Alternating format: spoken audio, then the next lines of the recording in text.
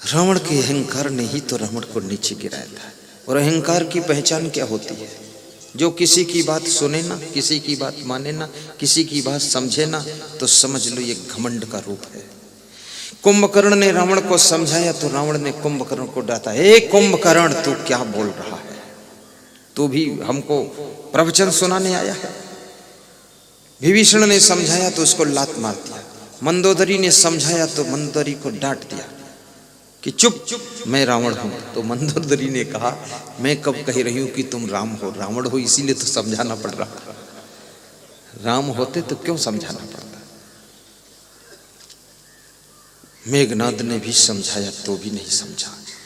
जब आदमी किसी के समझाने से समझने की कोशिश न करे तो समझ लेना उसके अंदर रावण जैसे अहंकार का जन्म हो रहा है। अब ये अहंकार ही उसको मारेगा, मरवाएगा, पतन करेगा। और अभिमान जब आता है ना, सबसे पहले उसकी संपत्ति का विनाश होता है, उसके सम्मान का विनाश होता है, उसकी फैमिली का विनाश होता है, उसके बाद उसका खुद का विनाश हो जाता है। अभिमान उसके देखते देखते उसका सर्वस्व नाश करता है। सर्वमेवाभिमानः, शास्त्र कहते हैं अभिमान सब कुछ विनाश करने वाला होता है। इसलिए याद रखना, बड़ा से बड़ा पद मिले, कितना धन मिले, कितनी अच्छी गाड़ी मिले, पर आपकी सरलता, नम्रता, सौम्यता वही बनी रहेगी तो आप और आगे बढ़ते चले जाओ।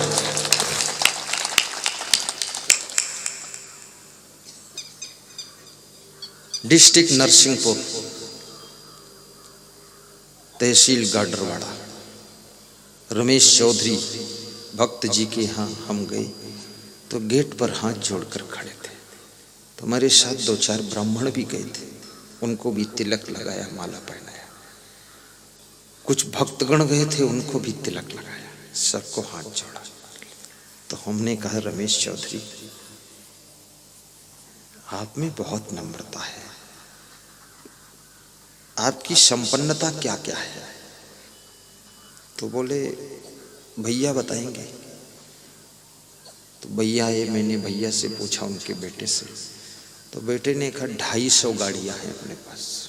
250 गाड़ी का मालिक जो है हाथ जोड़कर सबको तिलक लगा रहा, पैर छू रहा है। और जिनके पास एक भी मोटरसाइकिल हो तो तुम्हारी खोपड़ी पर चढ़ाकर निकल जाएगी, इतना अहंकार है। इतने जोर एक्सीलेटर खींचते हैं उस जिसमें धुआं निकलता वो भी शायद पाइप फट न जाए। भड़ भड़ भड़ भड़, ये अभिमान ही तो है। शांति से क्यों नहीं चलते? गाड़ी भी चलाइए तो विवेक पूर्वक चलाइए। ये भी सोचिए, ज़्यादा स्पीड में कोई जानवर आ गया, कोई दूसरी गाड़ी अचानक आ गई, हम लड़ गए, मर गए तो घर वालों का क्या होगा, गाड़ी का क्या होगा, हमारी फैमिली का क्या होगा? या कोई दूसरा मर गया तो उसकी फैमिली का क्या होगा? और केस मुकदमा चलेगी, पुलिस आएगी तो क्या होगा, कोर्ट में जाएंगे तो क्या? कम से कम इतना तर्क तो कर लो। ऐसे तो बात लड़ाते हो अपने माँ बाप से, खूब पत्नी से खूब बात लड़ाते हो, अपने आप से बात लड़ाओ ना, तर्क करो स्वयं से और निकालो प्रश्नोत्तर, तो शांति से गाड़ी चलाओ। मरने वाला तो मर जाता है, लेकिन जिंदा रहने वालों के लिए समस्याएं खड़ी कर जाता है।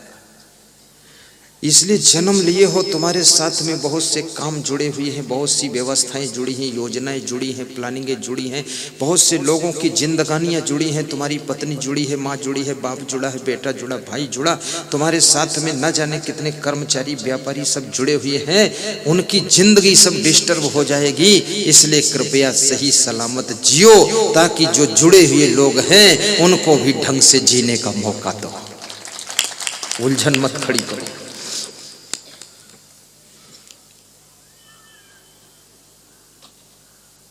साहिब बंदगी बोलो, साहिब थोड़ा मुस्करा भी दो। जैसे कोई बच्चा होता है ना, तो उसके माँ बाप कहते हैं मुस्कुराओ बेटा मुस्कुराओ, तो थोड़ा खींच निकाल देता है। ऐसे में भी तुमसे कहता हूँ मुस्कुरा दो, तो तुम मुस्कुरा देते हो। बिल्कुल सलोने बालक जैसे हो आप। ऐसे घर में भी थोड़ा हंस करके काम किया करो। जिसके घर में सुबह से लेकर शाम तक 2-4 बार हंसी खुशी और ठहाके का वातावरण बनता है, उस घर में लक्ष्मी का निवास रहता है। जिस घर के बूढ़े लोग हंसते हैं, जिस घर की बहुएं मुस्कुरा कर काम करती हैं, जिस घर की सासू गीत गुनगुना कर सुनाती रहती है, गाली नहीं बकती है,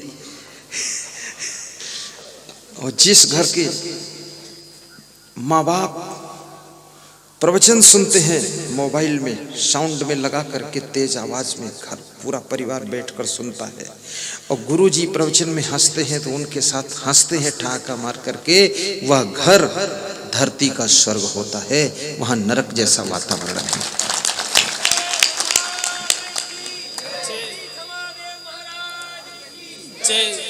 धन्यवाद।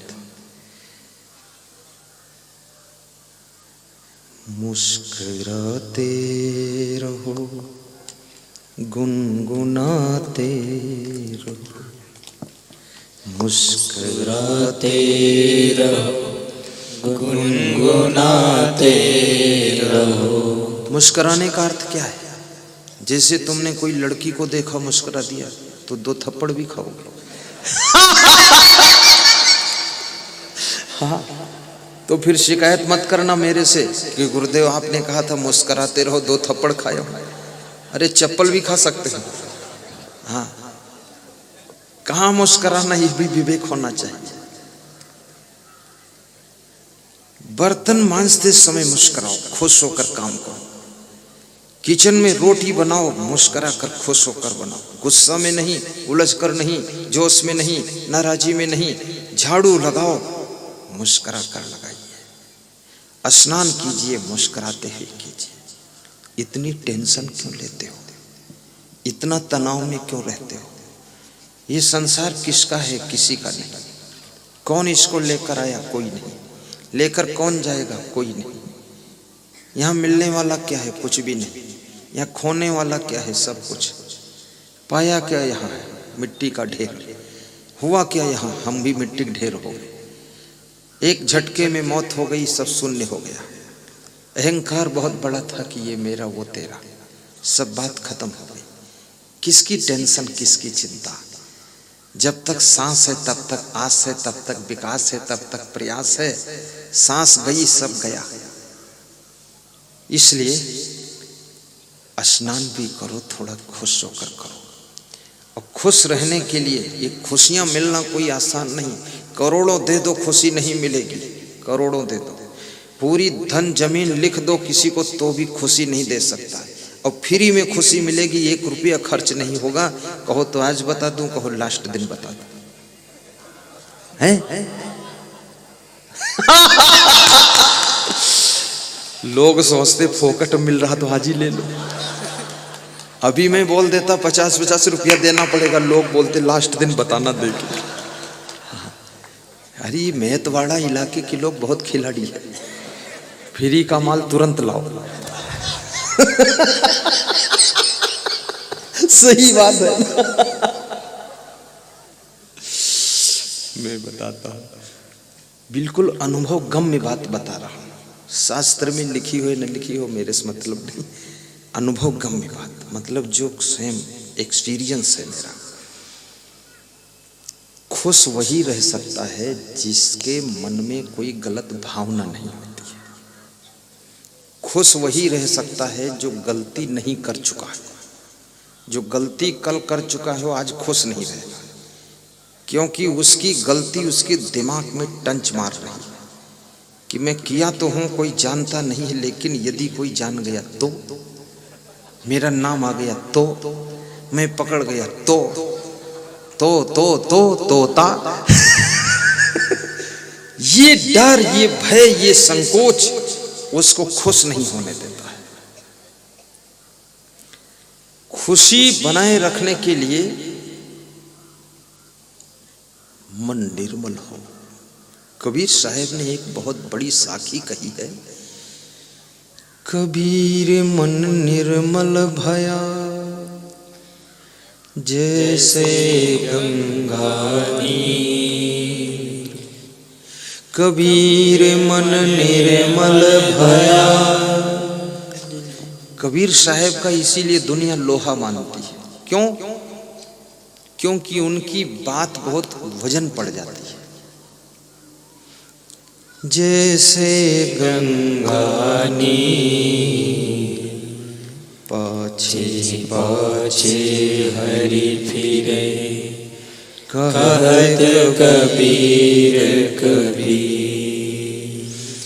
कबीर कहते जब तक तुम्हारा मन गंदा रहेगा तो तुम हरि के पीछे पीछे फिरोगे तो भी हरि नहीं मिलेगा। और अगर मन निर्मल हो गया तो हरि की परवाह छोड़ दो, याद छोड़ दो, उसका ध्यान छोड़ दो, तो भी हरि तुम्हारे पीछे पीछे घूमेगा। क्योंकि निर्मल मन ही उसके रहने का स्थान है, और निर्मल मन बना लो तो वही रहेगा।